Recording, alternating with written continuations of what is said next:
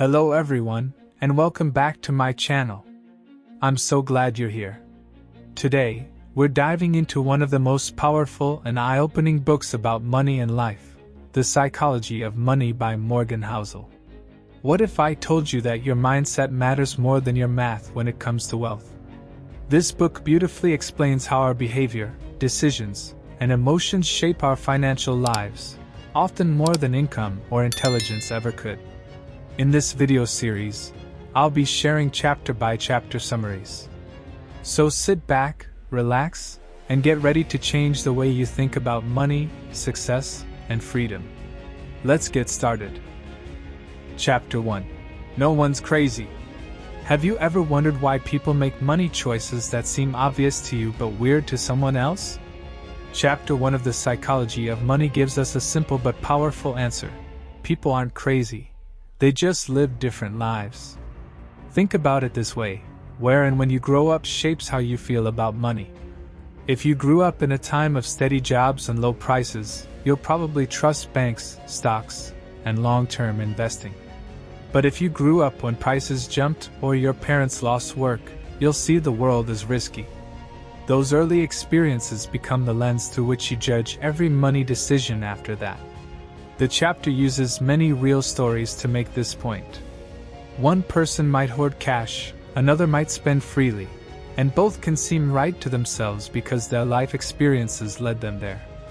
Two people with the same education and intelligence can make opposite money choices because they lived through different events, wars, depressions, booms, or bubbles, that taught them different lessons. Economists have studied this too. People's willingness to take financial risk often lines up with big events they lived through when they were young. If stocks went up a lot during your early years, you're likely to be more comfortable owning them. If inflation ravaged your parents' savings, you might avoid bonds or fixed-income investments forever. It's not about smarts. It's about timing and personal history. Another big idea in this chapter is perspective. What seems foolish from your point of view might be a reasonable solution for someone else. For example, the poorest households often spend more on lottery tickets than richer ones. That looks irrational until you imagine living without a safety net. For someone who can't see any practical path to a big life change, a large jackpot is the only real chance to transform everything. It becomes a pay-for-dream, not a calculated bet. The chapter also reminds us that modern financial life is very new. Retirement plans, student loans, index funds, these are recent inventions in human history. We don't have generations of experience to draw on for many of these things, so learning is often messy and emotional. So what should you take away? First, be less quick to judge other people's money choices. They grew up in different worlds. Second, realize your own views are shaped by a tiny slice of history. Be humble about how universal your lessons are. Finally, the best financial moves often come from understanding emotions and experience, not just clever formulas. If you remember one line from this chapter, people don't act strangely on purpose. They act from what they've known. Understanding that makes you a better listener, investor, and storyteller. Chapter 2. Luck and risk. Have you ever wondered why some people skyrocket to fame and fortune while others, equally talented, vanish from the story? Chapter 2 of The Psychology of Money shines a bright light on two forces that shape outcomes far more than we like to admit: luck and risk. Start with luck. Small, unlikely moments can change everything. Bill Gates wasn't just brilliant. He also attended a rare school that had a computer in the late 1960s. That tiny head start let him experiment, meet kindred spirits, and build skills years before almost anyone else. That combination of talent and a 1-in-a-million chance opened the door to Microsoft. Without that early access, history could have looked very different. Now think about risk, the flip side of the same coin. Gates had a friend, Kent Evans, who was as skilled and driven as Gates. But Kent died in a climbing accident before he could fulfill his potential. That tragic turn shows how random, unfortunate events can wipe out promise just as easily as luck can create it. Luck and risk are siblings. Both are forces outside your control that affect results. Because they're invisible and hard to measure, we often ignore them. Success stories are easy to tell. The headlines celebrate the winners and label their traits as a recipe to copy. But that ignores how many others tried similar things and simply didn't get lucky. On the other side, failures are usually blamed on bad choices, yet sometimes smart bets lose because they faced bad luck. This confusion leads to two common mistakes. First, we praise people as geniuses when their wins were partly random. Second, we shame the unlucky as fools when they may have made reasonable decisions and just hit the wrong side of chance. Both reactions make learning about money harder than it needs to be. So what should you do with this idea? First, be humble about success.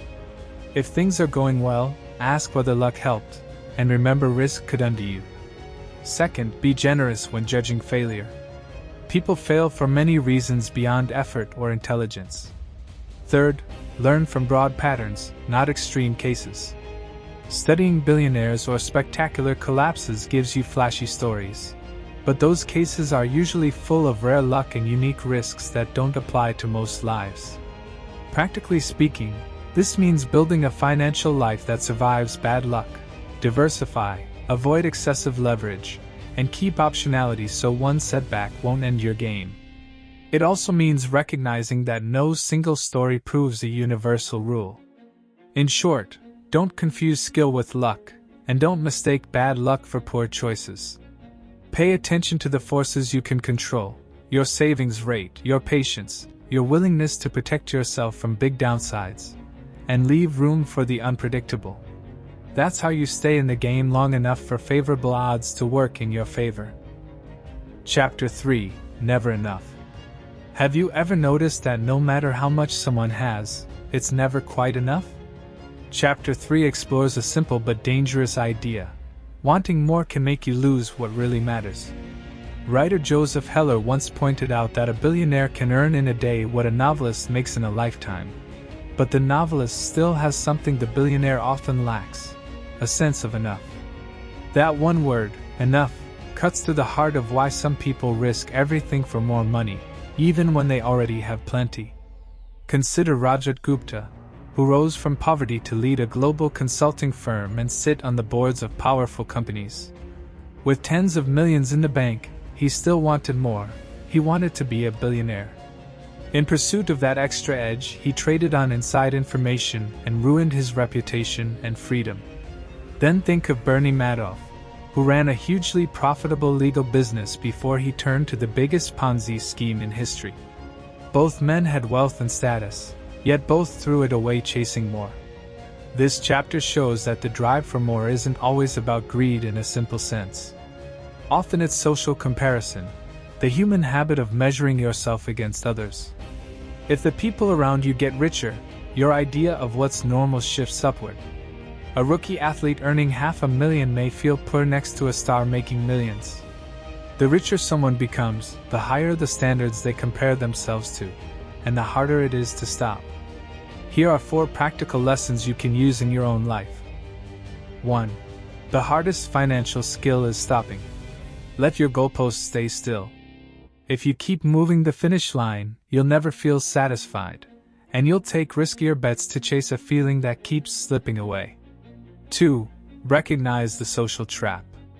Comparison is powerful. Don't measure your worth by other people's highlight reels. Decide what values matter to you and measure success by those things, not by someone else's balance sheet. 3. Enough isn't stingy. Choosing to have enough means protecting your peace, time, relationships, and reputation. It's not giving up ambition, it's choosing which risks are worth taking. 4. Some things are never worth risking. Reputation, freedom, family, and health are far more valuable than another million.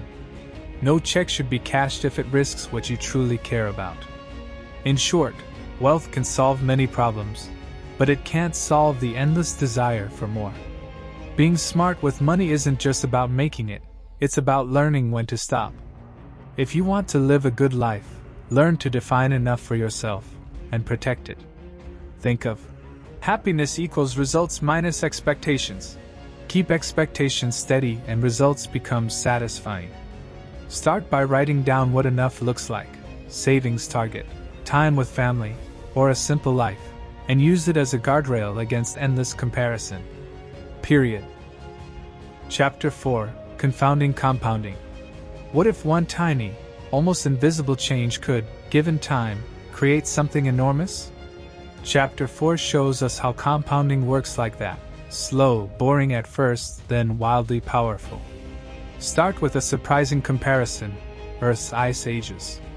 Scientists discovered that huge continental ice sheets didn't come from one giant event but from many small shifts in the planet's orbit and tilt. A slightly cooler summer meant snow didn't fully melt. That leftover snow made the next winter's snow stick more easily, and year after year a massive ice sheet formed. Small, repeated steps produced an outcome no one expected. That's compounding. Money behaves the same way. Tiny, steady gains build on themselves and, left alone long enough, become extraordinary. Warren Buffett is the textbook example. Yes, his investing skill matters, but the bigger secret is time. Buffett began investing as a kid and kept at it for decades. Most of his fortune grew in the later years of his life because gains kept piling on gains for a very long time. Now meet Jim Simons, a brilliant investor who earned huge annual returns. He beat Buffett by percentage, but he started compounding big money much later in life. So despite spectacular annual performance, Simons' net worth is far smaller than Buffett's. Lesson: rate of return and time in the game both matter, and time often wins. Compounding is hard for us to imagine because human brains think linearly. We can easily add 8 plus 8 plus 8, but multiplying 8 by itself 10 times blows our intuition. That's why people underestimate what steady saving and investing can do over years and decades. Everyday examples make this clear. Computer storage grew slowly for decades and then exploded. What looked impossible in one period became normal in another. Or think about a savings habit. Starting early with small amounts often beats starting later with bigger sums, simply because of the long runway. This idea also explains many mistakes. People chase the highest possible returns, risky bets or complex strategies, because they think that's the fast path to wealth. But high returns that can't be sustained are often one-off hits. Real power comes from good returns you can maintain for a very long time. Stability, consistency, and patience amplify compounding far more than a few lucky big wins. So what should you do? First, start early. Even small contributions matter. Second, choose strategies you can stick with through market ups and downs. Third, don't fetishize the biggest percentage returns. Focus on durability and time. Finally, be patient. Building real wealth is less about spectacular moves and more about quietly letting your money grow. In short, compounding is counterintuitive but unstoppable if you respect time. Small, repeated actions, when left alone, turn into outcomes that look like magic. The smartest financial move is often the simplest. Begin, be consistent, and then shut up and wait. Chapter 5: Getting Wealthy versus Staying Wealthy. How do people become rich, and why do so many lose it all? Chapter 5 draws a clear line between two skills: earning wealth and protecting it. Getting money often needs bold bets and risk. Staying wealthy demands the opposite: restraint, caution, and a focus on survival. Think of two people in the old stock market era. One rode a wild market swing to fortune and felt unstoppable. The other lost everything when stocks turned. Both had talent. Both faced the same storms. The difference wasn't skill to get rich, it was skill to avoid ruin. Too many success stories end because winners stop guarding what they already have. Survival is the real job. Wealth compounds over time, but compounding only works if you survive the bad years. That means minimizing risks that can wipe you out, avoid crushing debt, resist leverage that can force you to sell at the worst time, and don't bet everything on a single idea. The goal is to be financially unbreakable, so you can stay in the game long enough for time and patience to do their work. A strong plan expects surprises. The future rarely follows neat predictions. So design margins of safety into your finances. Enough cash, low fixed costs, flexible timelines, and conservative assumptions. Margin of safety is different from being timid. It's about increasing the chance you succeed even when reality dislikes your forecast. Another key is a balanced mindset. Be optimistic about the future and paranoid about what can stop you. Optimism keeps you trying and investing for long-term growth. Paranoia keeps you from taking bets that could end your progress. Both traits together give you the resilience to benefit from good times while surviving downturns. Also, protect what matters beyond money. Reputation, freedom, family, and health are priceless. Some people risk them chasing more wealth and lose everything in the process. Knowing when enough is reached helps prevent that trap. Longevity beats short-term brilliance.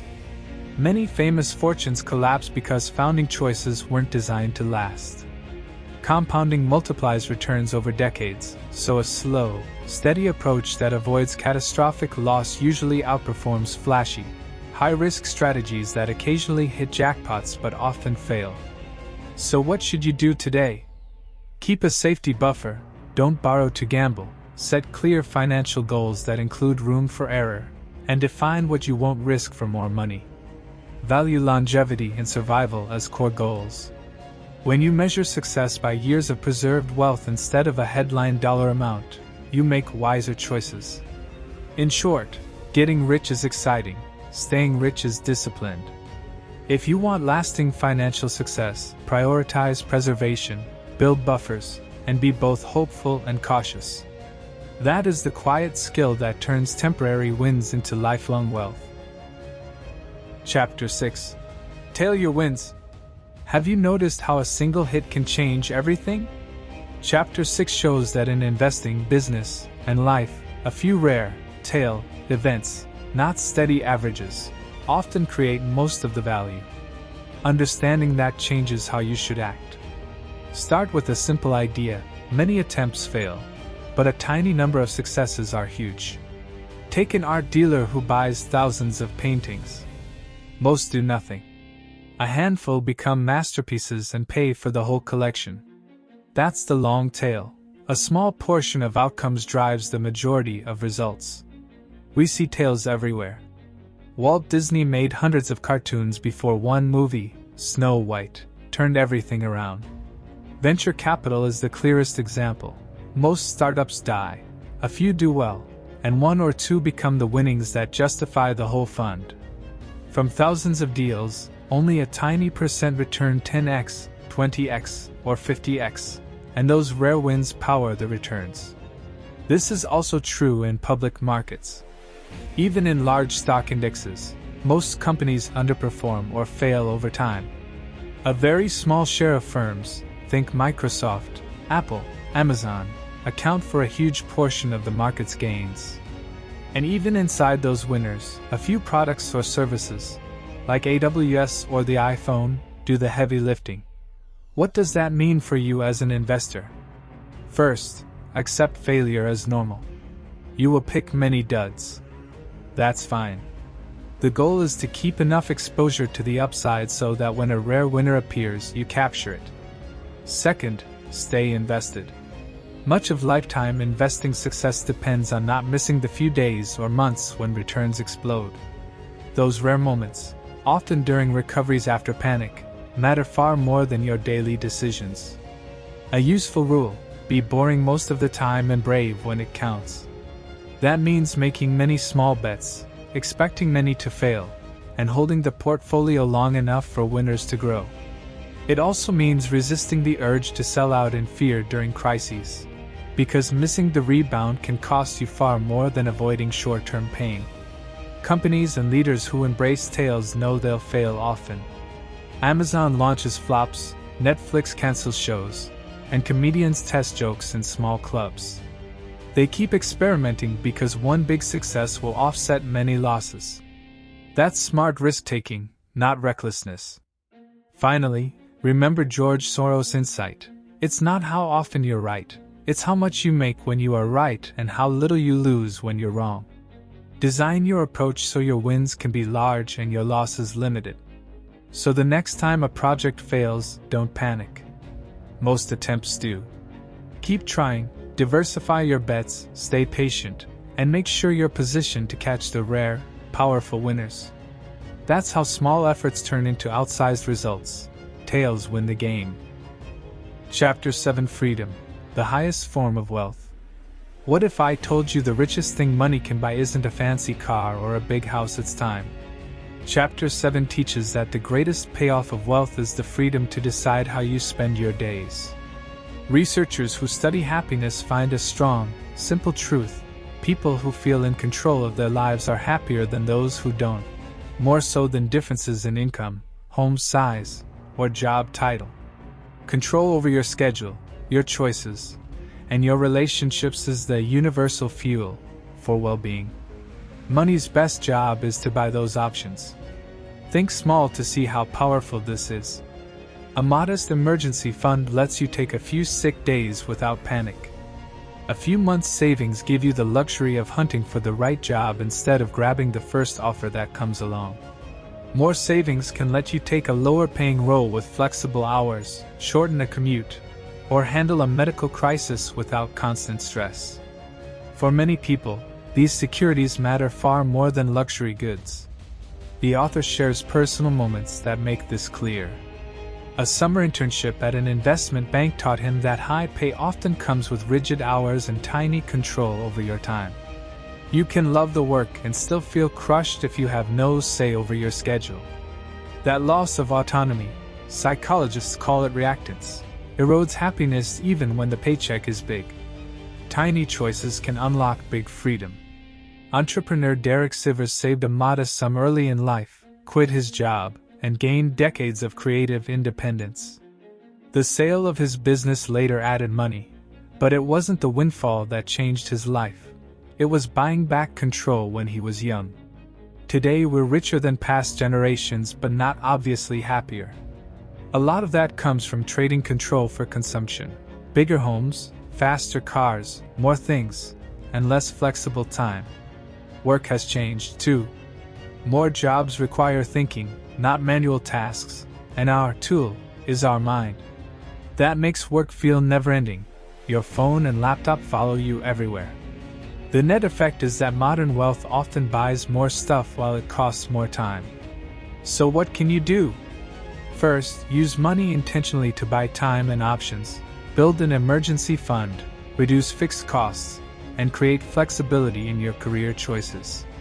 Second, define what enough means for you, not as a one-time number, but as a way to guard your time and relationships.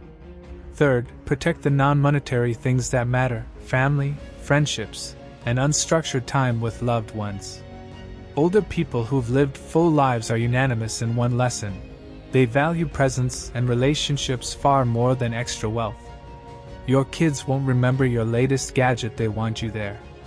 If you want real wealth, aim for freedom. Let money be the tool that gives you choice, not the reason you lose it. Start small, buy time when you can, and you'll discover the richest dividends are the days you spend on your terms. Chapter 8: Man in the Car Paradox. When you see someone pull up in a Ferrari, what do you notice first?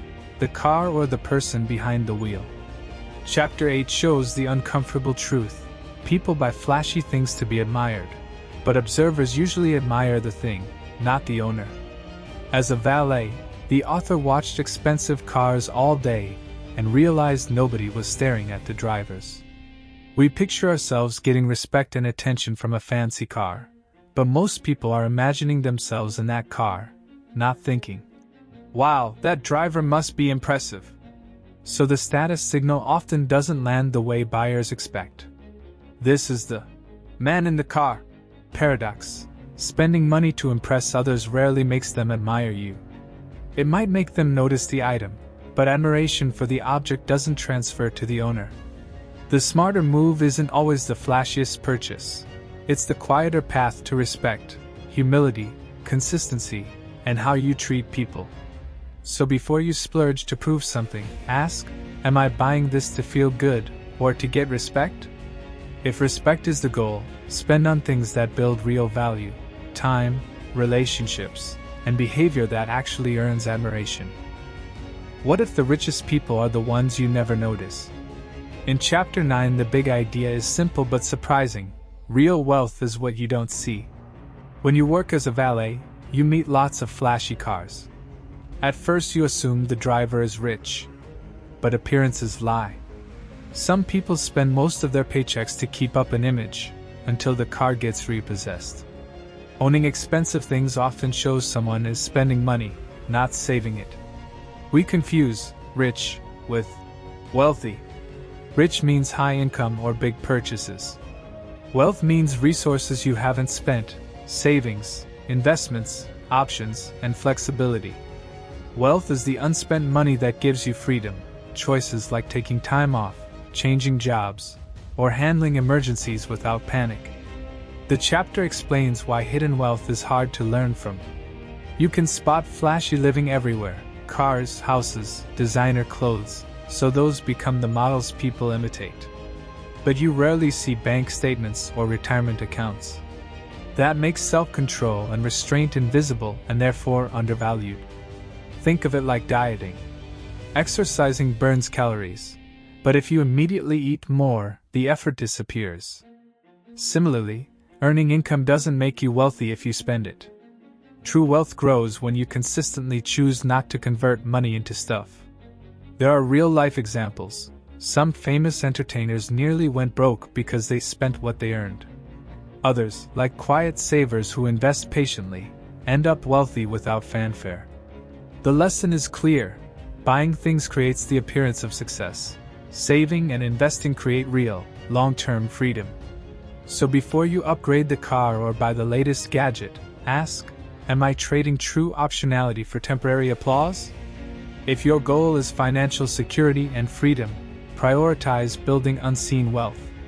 Spend thoughtfully, save regularly, and let your assets work for you while you stay under the radar. Next time you see someone flashing big purchases, remember there's a difference between being seen and being secure. Choose options over ornaments. If you want a fuller life, protect your future freedom by saving more today than you spend on appearances tomorrow. Chapter 10: Save Money. Want the single simplest trick that builds real financial power? Save. Not because it's glamorous, but because saving, done consistently, gives you options, freedom, and resilience. Chapter 10 argues that saving matters more than most people realize, and often matters far more than chasing tiny investment edges or a bigger paycheck. Think of money like energy. In the 1970s, people panicked about running out of oil. We didn't fix the problem only by finding more oil. We used energy smarter. Cars, factories, and homes became more efficient, and suddenly the same resources did a lot more. The same idea works with money.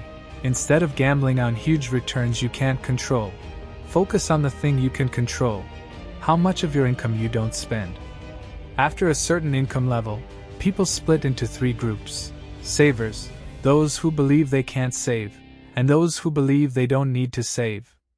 This chapter is for the last two. You don't need to earn a fortune to build wealth. What you need is a gap between what you make and what your ego wants you to spend.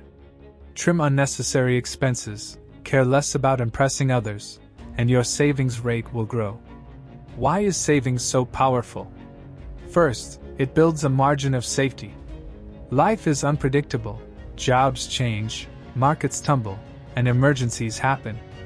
Money in the bank lets you weather shocks without panic, and that stability often beats a slightly higher investment return earned under stress. Second, savings buy time. With cash on hand you can wait for better job offers, learn new skills, or pounce on investment opportunities when others are desperate. That flexibility is worth more than most people think. A surprising fact: lots of effort goes into squeezing tiny percentages of extra return. Professionals spend years chasing 0.1% improvements. Meanwhile, Reducing lifestyle waste or resisting peer pressure to upgrade things can improve your financial life by several percentage points with far less stress. In other words, humility about consumption often beats brilliance at picking stocks. You don't need a perfect plan to start. Saving without a fixed goal is okay. In fact, it's wise. Save for the sake of having options, not only to buy a specific thing. Automate your savings so it happens without thinking. Build an emergency buffer, even a few months' expenses helps. Keep some flexibility in your timeline so your plan survives surprises. Finally, the world is more connected than before. Competition now spans the globe. Intelligence alone is no longer a sustainable advantage. Flexibility, the ability to change, wait, and adapt, has become a top asset. Savings give you that flexibility. So start small, start now, cut one unnecessary subscription, set up automatic transfers, and define what enough looks like for you. Over time, those small acts of restraint add up into real independence. Saving isn't sexy, but it's the quiet engine of freedom, and that's the point. Chapter 11. Reasonable Rational. You're not a spreadsheet, you're human. That's the whole point of this chapter. In finance, people often chase the cold, optimal answer on paper. But real life is messy, emotional, and noisy. So instead of trying to be perfectly rational, aim to be reasonable. That's the decision that actually lets you stick to a plan for decades. And that's what wins.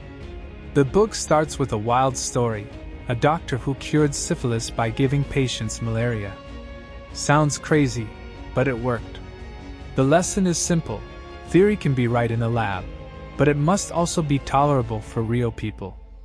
A perfectly logical solution that nobody can live with is useless. That applies to money. Academics sometimes publish strategies that look brilliant on paper, like using heavy leverage when you're young to boost expected returns. Mathematically, it can make sense. Psychologically, it's almost impossible to follow when your portfolio plunges 50% and you're wiped out. Most people won't keep their nerve. A strategy that relies on perfect behavior from imperfect humans is bad strategy. Harry Markowitz, the father of modern portfolio theory, admitted he didn't follow his own models at first. He split his savings between stocks and bonds to avoid future regret, not because it was the textbook optimum. That's a key idea. Design an approach you can stick with. Minimize future regret. Sleep well. Be reasonable. Another counterintuitive point: loving your investments can be an advantage. If you care about what you own, the company, the team, the mission, you're more likely to hold through rough patches. That emotional connection makes you less likely to bail when everyone else panics. In other words, emotion can help performance when it keeps you in the game. Being reasonable also explains many common behaviors that look irrational on paper: home bias, small speculative bets, or making forecasts. They're human. If owning familiar companies helps you hold through downturns, that's a reasonable trade-off. If you enjoy buying a few individual stocks for fun, keep those positions small and don't let them wreck your diversified core. Practical takeaways you can use today. 1. Build a plan you'll actually follow. If a theoretical approach terrifies you, it's not your plan. 2. Avoid strategies that require superhuman discipline, especially leverage that can wipe you out. 3. Diversify, but allow room for things you love. A small, fun slice of a portfolio keeps you engaged without risking everything. 4. Minimize future regret. Think not only about returns but about how you'll feel when markets crash. 5. Remember that staying invested, even imperfectly, beats being perfectly right on paper but abandoning ship in panic. Aim for a money plan that's human first. Reasonable beats rational if rational means nobody could ever follow it. Make choices you can live with, then stick with them. That's how financial success really happens. Chapter 12. Surprise! What if I told you the one thing you can reliably predict about the future is this? You can't reliably predict it. Chapter 12 is a reality check. History is useful, but it's not a roadmap. Surprises happen all the time, and the biggest events that shape markets and lives are often ones we never saw coming. History teaches useful lessons about human behavior, fear, greed, bubbles, crashes. But it fails when we treat past episodes as exact blueprints for what's next. The world is a giant experiment with millions of variables. People create new technologies, cultures shift, institutions change, and a handful of extreme events, what we call tail events, reshape everything. Think of World War II, the Great Depression, 9/11, antibiotics, or the Internet. Each was rare and powerful. A tiny number of episodes have outsized, compounding consequences that ripple through decades. That's why trying to forecast the future by only replaying past patterns is dangerous. There are two big mistakes investors make from this habit. First, they miss the outliers. The rare, record-setting events are the ones that move the needle the most, and relying on what usually happens lets those outliers sneak up on you. Second, they ignore structural change. Industries, markets, and rules evolve. 401(k)s, venture capital, the rise of tech sectors, accounting and liquidity standards, all mean the playing field today can look very different from 50 years ago. What worked in one era can be obsolete in the next. This doesn't mean history is worthless. Use it for the broad, human lessons, cycles, incentives, how panic spreads, or why people act irrationally under pressure. But don't use it as a precise crystal ball. The farther back you reach, the more general your takeaway should be. So what should you do differently? First, assume surprise. Build financial plans and lives that survive the unexpected. Keep margins of safety, emergency savings, low leverage, and diversified exposure, so surprise won't ruin you. Second, embrace humility. If your view treats past winners as foolproof recipes, you're probably overconfident. Third, prefer resilience over precision. Design strategies that don't depend on getting every forecast right. That means favoring optionality, patience, and simple systems you can stick with when markets freak out. Finally, learn to distinguish two kinds of lessons from history: timeless human patterns, fear, greed, short-term thinking, and era-specific mechanics, tax laws, financial products, dominant industries. The first are evergreen, the second must be updated. In short, respect history, but don't worship it. Expect the unexpected, prepare to survive it, and build a plan that works when the world throws you a curveball. If there's one safe forecast about the future, it's this: something surprising will happen. Be ready for it. Chapter 13. Room for error. Ever notice how the best gamblers don't bet everything when they're right? That's the secret of this chapter. Successful money moves aren't about being certain. They're about building buffers so uncertainty doesn't destroy you. Think of a card counter in blackjack. He tilts the odds slightly in his favor, but he also knows he'll lose many hands. So he sizes bets modestly, keeps a big enough bankroll, and survives losing streaks until his small edge pays off. That humility, planning for being wrong sometimes, is what the chapter calls room for error. In finance, the same idea shows up as margin of safety. It's the gap between your best estimate of what will happen and what could actually happen. That gap is what lets you survive surprises, market plunges, job loss, medical emergencies, or totally unforeseeable events that compound into major problems. Real-world lessons: volatility isn't just math, it's emotional. A spreadsheet may say you can tolerate a 30% drop. Your nerves and spouse might disagree. If a crash makes you panic sell, your rational plan fails. Leverage can be lethal. Debt magnifies good years and ruins you in bad ones. Many wipeouts come not from bad ideas but from bad timing with borrowed money. Avoid single points of failure. Relying on one income, one client, or one supplier is asking for catastrophe. Redundancy is boring but life-saving. Prepare for the unimaginable. Mice chewing tank wires and CEOs having mental breakdowns are not headline predictions. They're real examples of how weird things break plans. You can't foresee everything, but you can survive many unknowns. Practical ways to build room for error. 1. Keep an emergency buffer, cash, to cover months of living expenses, enough to sleep during storms. 2. Don't over-leverage. Avoid debt that can force you to sell at the worst time. 3.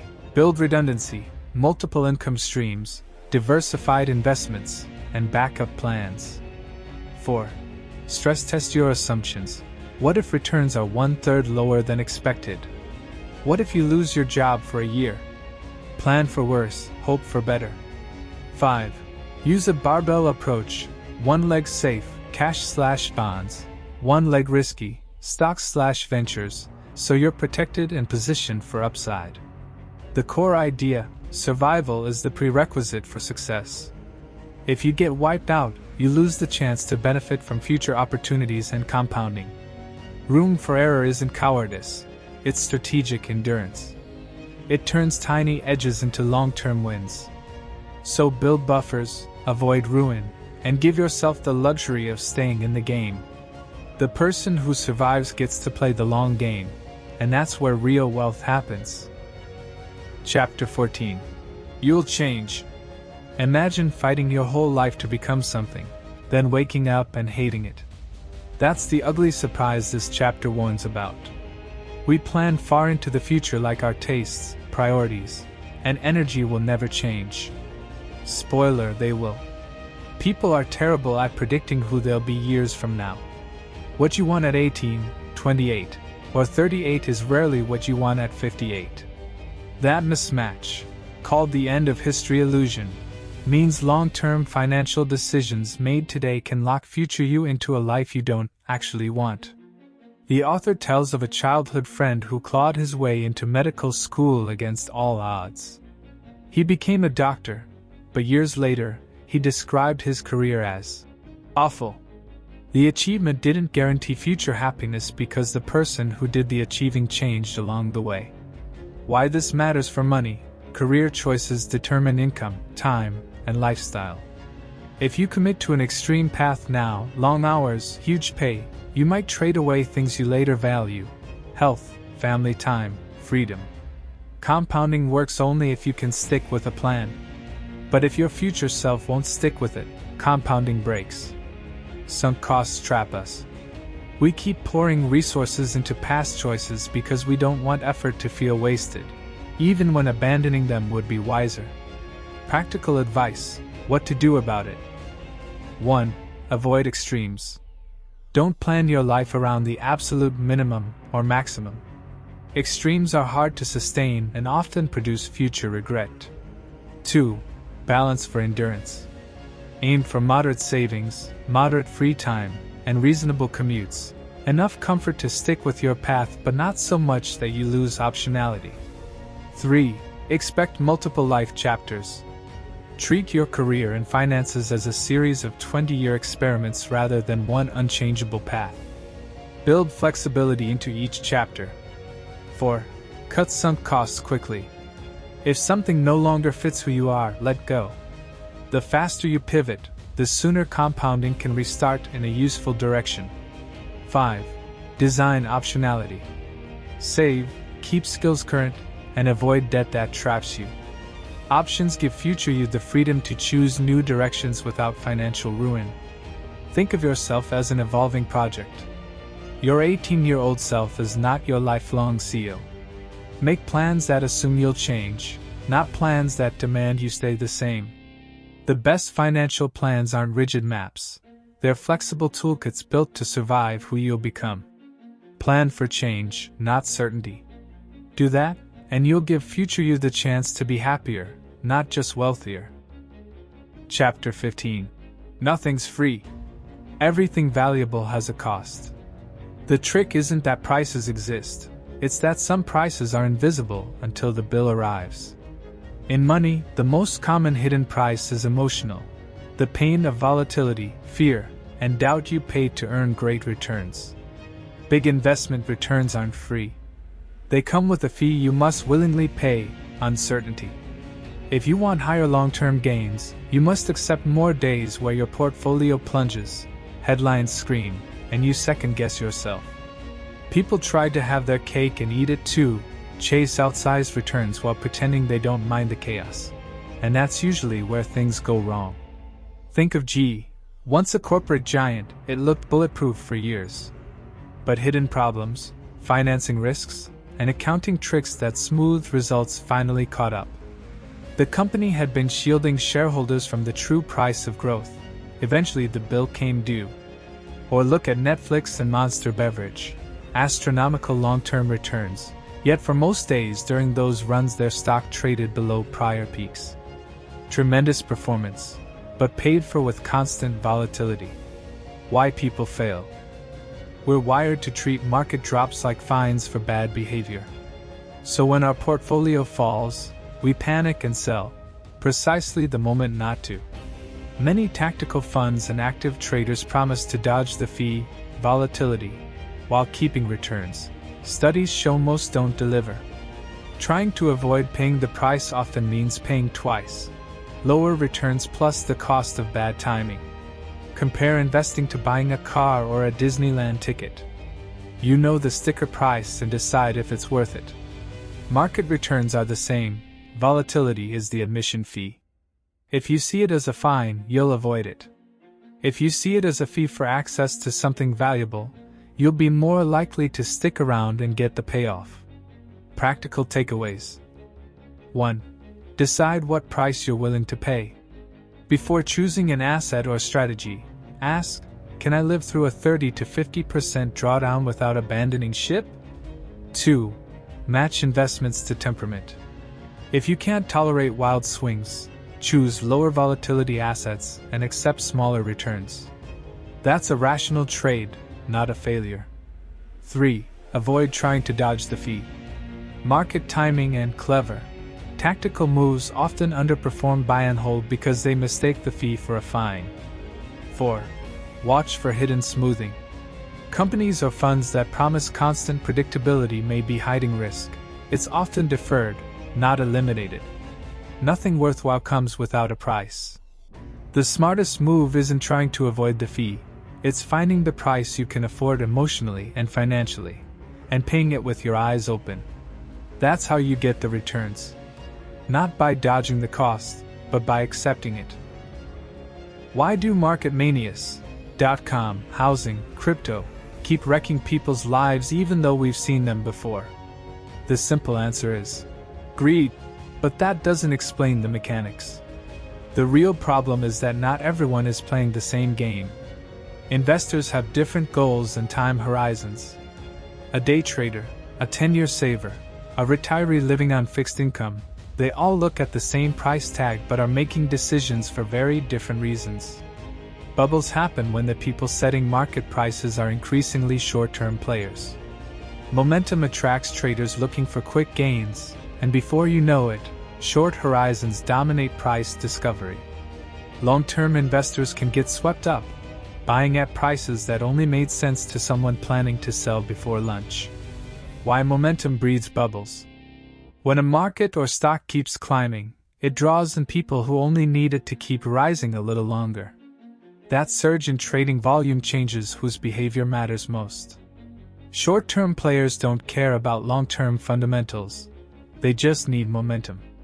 That's what inflated valuations look like in real time. The dot-com era is a perfect example.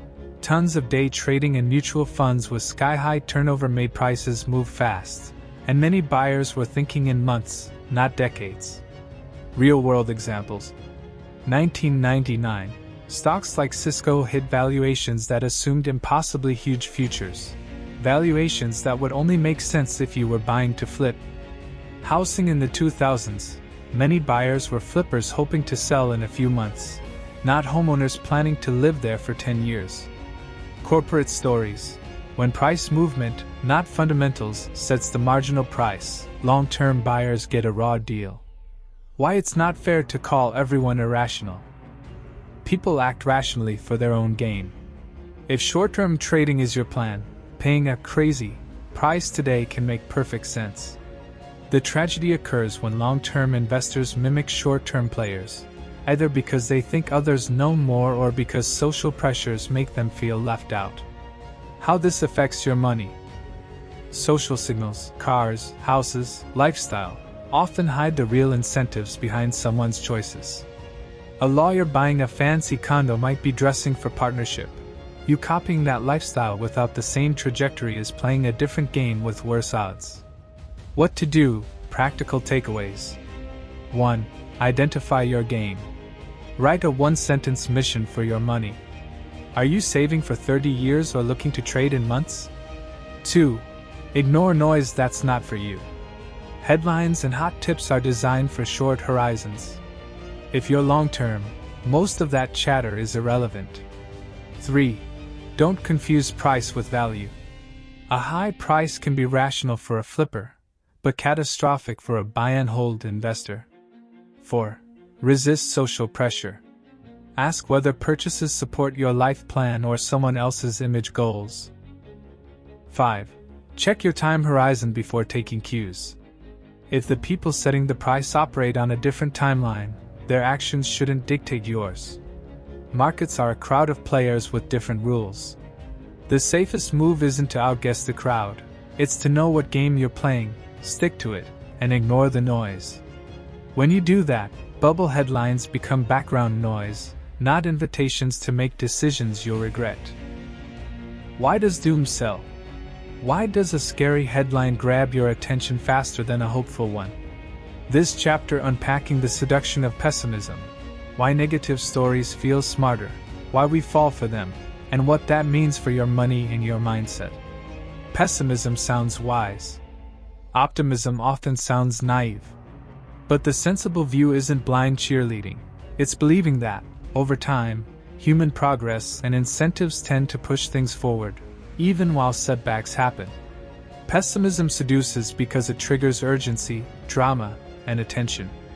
It's louder, faster, and easier to sell. 1. Loss aversion. Humans are wired to care more about losses than gains. Threats feel urgent. Opportunities can wait. That makes bleak stories grab eyeballs. 2. Money is universal. Economic or market problems threaten everyone, so bad financial news spreads like wildfire. A small drop in stocks becomes front-page panic, while years of steady gains barely make a blip. 3.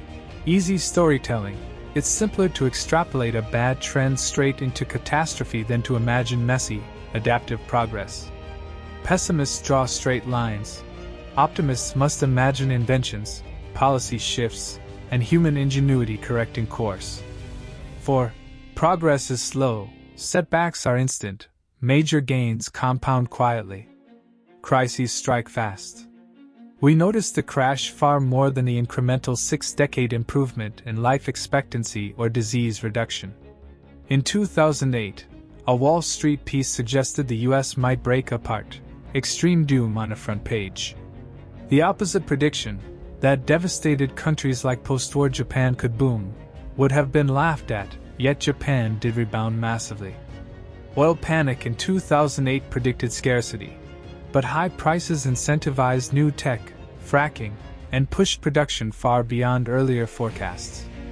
Markets adapt. The Wright brothers' flight was initially ignored. Transformative change often sneaks up slowly, while setbacks are immediately dramatic. If you let pessimism drive decisions, you may treat market volatility like a punishment and sell at the worst time. But returns come with a price: short-term pain, volatility, for long-term gain, compounding. Recognize that headlines are built to scare, not to help your long-term plan. 1. Be a serious possibilist. Expect setbacks, but assume the odds favor human problem-solving over time. 2. Calibrate attention. Treat doom headlines as alerts, not prescriptions.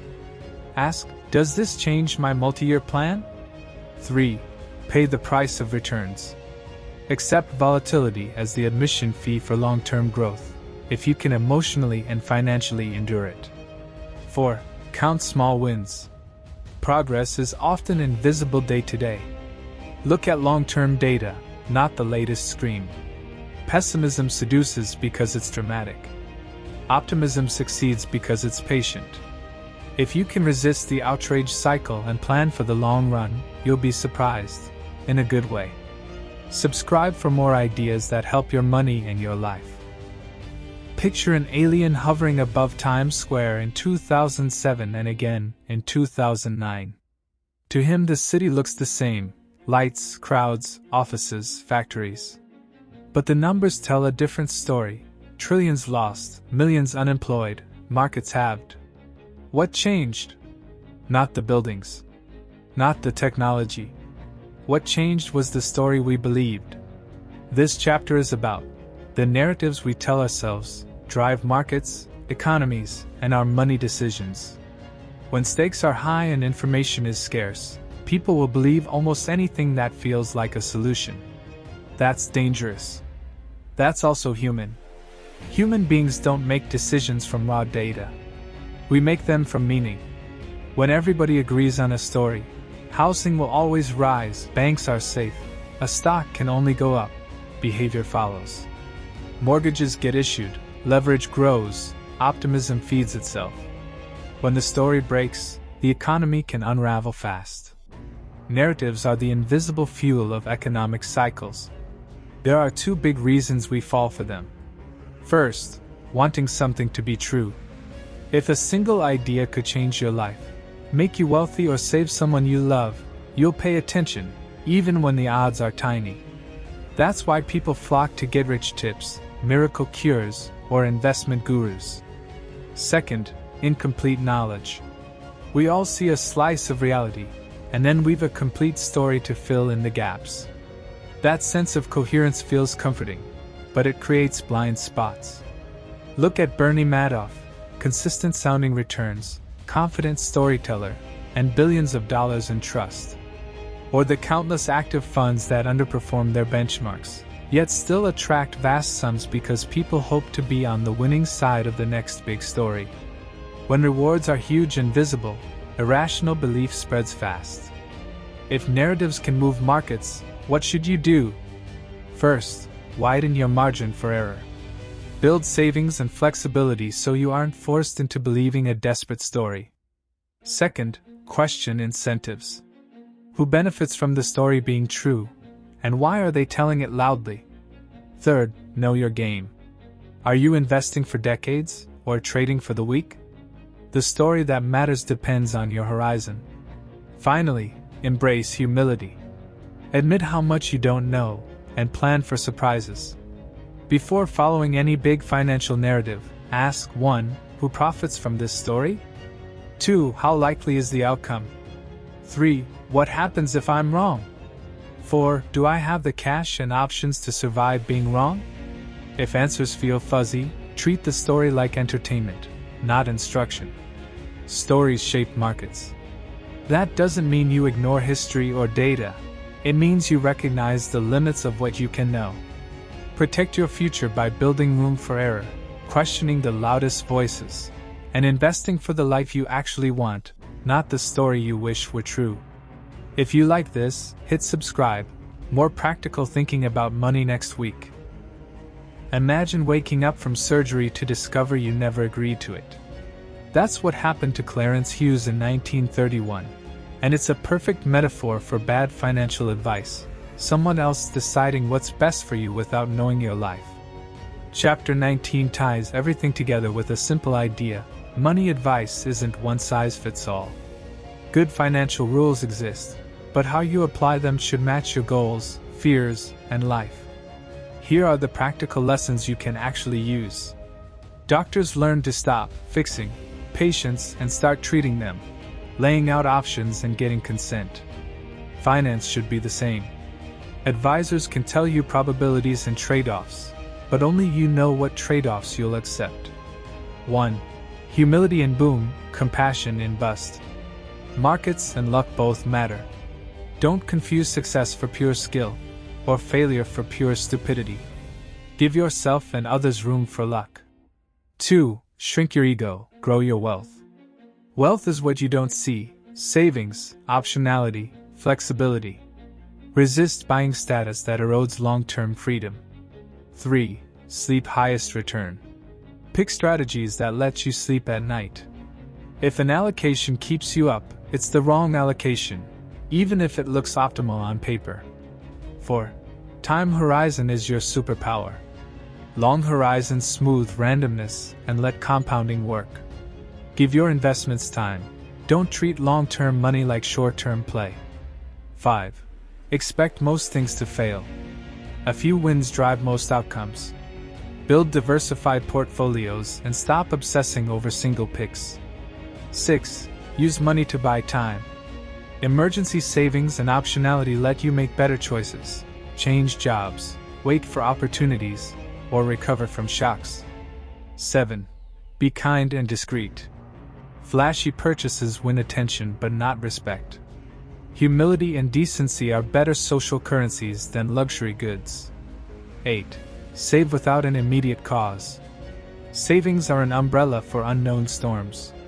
You don't need a perfect reason to save, just a reason to be resilient. 9. Know the price of success and pay it. Big returns come with emotional and psychological costs, volatility, regret. Treat these as fees you decide are worth paying. 10. Worship room for error. Have buffers. Redundancy is not cowardice. It's survival insurance that lets you seize future upside. 11. Avoid extremes. Very frugal or very extravagant paths often create future regret. Aim for balance so you can adapt as your goals change. 12. Define your game. Write down your investment mission and horizon. If the market noise isn't part of your game, ignore it. 13. Respect the mess. Reasonable people can disagree since goals differ. There's rarely a single, right, move. Only the right move for you. Money advice should empower you, not prescribe you. Learn the rules, decide the trade-offs, then build a plan that fits the life you want. If this helped, subscribe for more clear, practical lessons on money and living well. What would you do if someone asked, "What do you own and why?" That question, simple, direct, is the heart of today's chapter. It's not about clever market calls. It's about what you actually do with your money and why it feels right. In this chapter, the author confesses his own money rules. He shows how practical choices, rooted in psychology, family goals, and comfort, matter far more than abstract, optimal strategies. Here's the short version you can use. He grew up watching his parents go from broke to moderately comfortable. Their decision to live well below their means stuck with him. So his family made a deliberate choice early: freeze their lifestyle goalpost. Raises go to savings. Simple pleasures cost little. That habit created an independence fund, the real aim of their financial life. 1. Independence vanity. The primary goal is not being rich, it's being independent, doing work you enjoy on your terms. That's what guides every decision, not maximizing returns for bragging rights. 2. Live below your means, early and forever. Stop the lifestyle creep. If you lock in a modest lifestyle in your 20s, raises become savings that compound into freedom. That's how ordinary incomes build extraordinary optionality. 3. Sometimes, irrational choices are perfectly rational for you. They own their home outright, even though, on paper, a mortgage and investing extra would likely make them wealthier. But owning the house frees them psychologically. Financial correctness isn't always worth the anxiety. 4. Cash is oxygen. They keep a large cash buffer, about 20%, to avoid forced selling of investments during emergencies.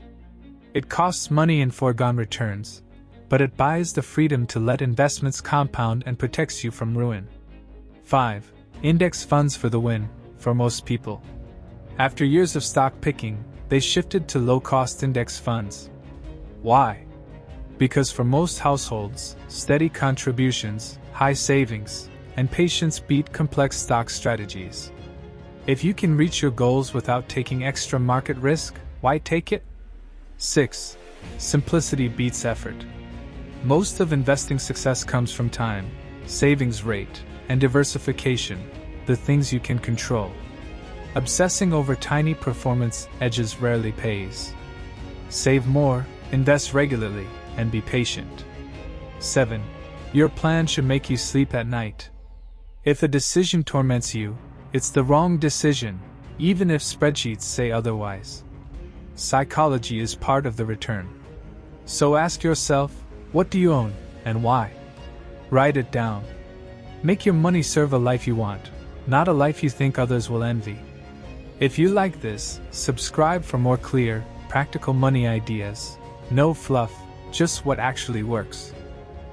And that's a wrap for today's video. I hope you enjoyed this summary of the psychology of money and picked up some useful lessons to apply in your own life. Remember, building wealth is not just about how smart you are with numbers. It's about how smart you are with your behavior, choices, and mindset. If you found this video helpful, don't forget to like, share it with your friends, and subscribe to the channel for more powerful book summaries and life lessons. Also, hit the bell icon so you don't miss the next chapter in this series. I'd love to hear your thoughts in the comments. What's one money lesson you personally believe in? Thank you so much for watching, and I'll see you in the next video. Stay wise, stay inspired, and keep growing.